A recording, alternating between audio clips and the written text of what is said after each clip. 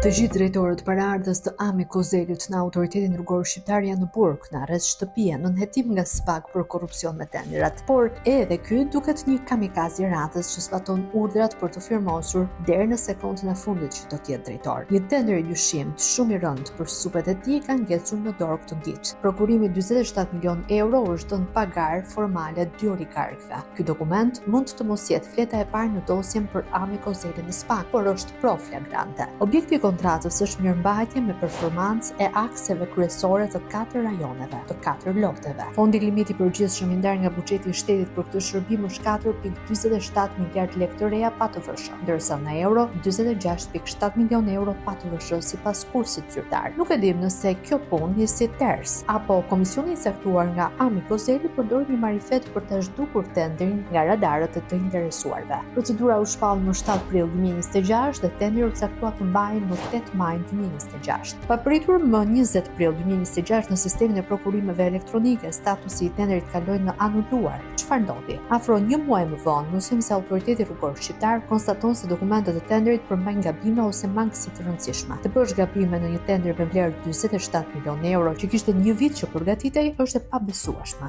Për më tepër, nuk është publikuar akoma ndonjë dokument ku të tregohen ndryshimet që janë bërë. Paradoksalisht, të 4 lotet janë anuluar në të njëjtën ditë. Pra gabimi duhet të jetë përsëritur në mënyrë të njëjtë në të gjitha prokurimet e shpallura. Tenderi për mirëmbajtjen e rrugëve është ndarë në 4 lote që mbulojnë 4 rajonet e Shqipërisë. Kështu, loti 1, kontrata A, mirëmbajtje me performancë e akseve kryesor të rajonit verior kushton 814.3 milion lekë të reja pa të vëshë. Loti 2, kontrata B, mirëmbajtje me performancë e akseve kryesor të rajonit qendror dhe verigjindor e ka vlerën afro 1.1 miliard lekë pa të vëshë. Loti 3, kontrata C, mirëmbajtje me performancë e akseve kryesore të rajonit qendror dhe juglindor ka vlerën 1.36 miliard lekë pa të vëshë, ndërsa loti 4, kontrata D, mirëmbajtje me performancë e akseve rrugore të rajonit rrugor është për llogaritur me fond limit afro 1.2 miliard lekë pa të vëshë. AMI Kozeli do ta rishpallte tenderin pasi ndreshi gabimet në dokumentet standarde. Kështu procedura do të kishte një datë re për të zhvilluar. Sipas dokumentit të publikuar nga Agjencia e Prokurimit Publik, tenderi i njoftuar të mbahej në 8 maj 2026 u anulua. Pas rishfaqjes, prokurimi do të duhet të zhvillojë më 11 qershor 2026. Për këtë tender, ARSH ka zgjedhur procedurën e kufizuar. Sipas nenit 31 të ligjit për prokurimet, pas mbarimit të afatit kohor të shpallur për paraqitjen e kërkesave për pjesëmarrje,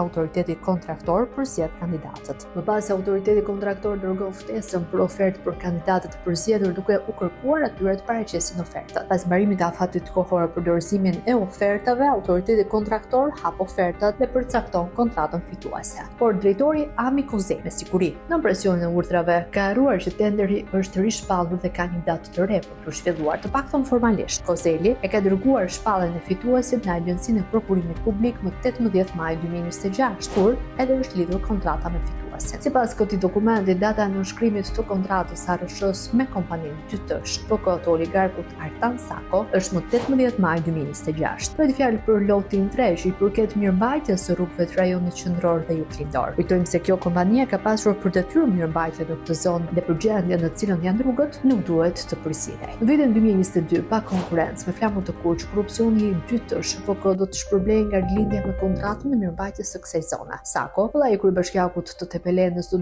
duhet të përgjigjej penalisht për rrugën që u shëm në Librazh dhe bllokoi Shqipërinë për javë të tëra. Ishte përgjegjësia e kompanisë së Sakos që ta mirëmbante. Për këtë merita, Kozeli firmosi kompanisë Gjytësh PK tenderin me fond limit 11.7 milion euro. Kur u bë tenderi, kush mori pjesë në fazën e parë? Cilët u përzgjodhen për të bërë ofertë? Këto hapa janë kapërcyer dhe publikut i tregohet vetëm një njoftim se kontrata është firmosur më 18 maj 2026. Këtu ka edhe një koordinim me Agjencinë e Prokurimit Publik, e cila e ka publikuar njoftimin e fituesit një muaj më parë në buletinin e datës 15 qershor 2026. E njëjta metodë është përdorur për procedurën loti i parë. Më 20 prill 2026 është bërë anulimi i tenderit me objekt loti 1, kontrata A, mirëmbajtje me performancën e akseve rrugore të rajonit verior. Fondi limiti i kësaj procedure është 883 milion lekë të reja pa të vëshë. Pasi është rishpallur tenderi, data e zhvillimit të tenderit është caktuar më 11 qershor 2026, por gjithçka kishte mbaruar shumë kohë më parë në zyrën e Ami Kozelit dhe në telefonat e shefave të tij. Pra vini re.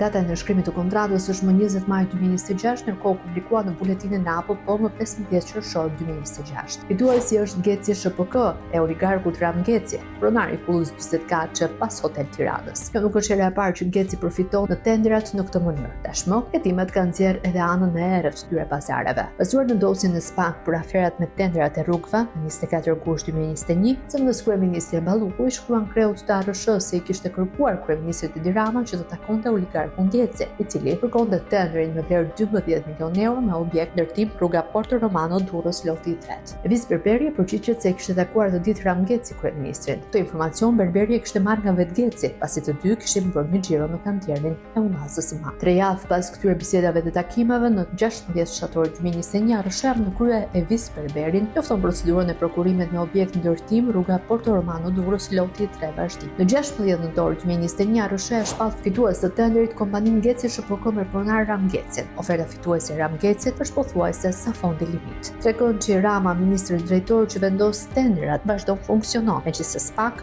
merr në hetim, shkarkon Çoni Qeli, drejtorët dhe ministrat. Ju pëlqeu kjo video? Atëherë bashkohuni me ne. Na ndiqni në Instagram, Facebook dhe TikTok dhe bëni subscribe në YouTube. Klikoni like dhe share dhe aktivizoni njoftimet për të mos humbur asnjë video të re. Faleminderit për mbështetjen.